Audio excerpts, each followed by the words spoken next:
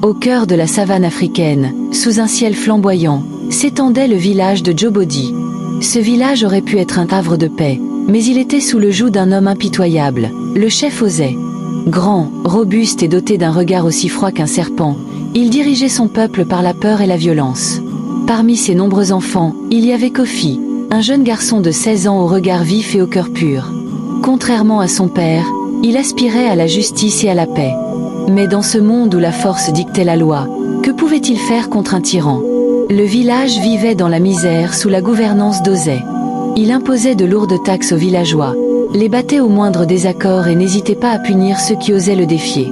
Dans sa propre maison, il était encore pire. Kofi et sa mère, Ama, subissaient ses colères incontrôlables.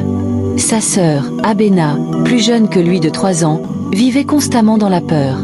Un soir, alors que le village était rassemblé autour du feu pour écouter les histoires du griot, Osei arriva, ivre. Sans raison, il frappa un vieillard qui parlait trop fort à son goût.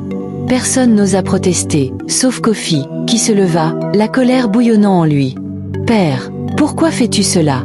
Ce vieil homme n'a rien fait de mal. » Osei s'approcha lentement de lui, un sourire cruel aux lèvres. « Parce que je le peux. » Puis, sans prévenir, il asséna une gifle à Kofi, si forte que l'adolescent tomba au sol sous les rires moqueurs de certains guerriers du village. Humilié, Kofi baissa la tête, mais une graine de révolte venait d'être plantée dans son cœur.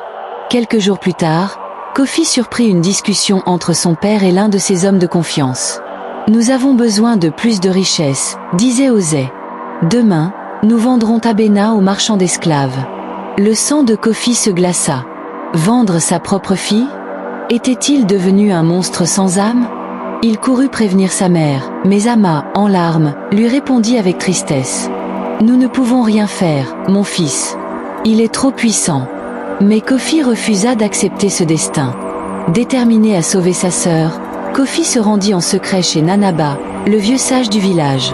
Il lui expliqua la situation, la voix tremblante. « Si tu veux vaincre un lion, tu ne l'attaques pas de face, » murmura le sage. « Tu utilises son propre poids contre lui. » Il lui donna alors un petit sac contenant une poudre noire. « C'est le poison d'une cran, un arbre rare.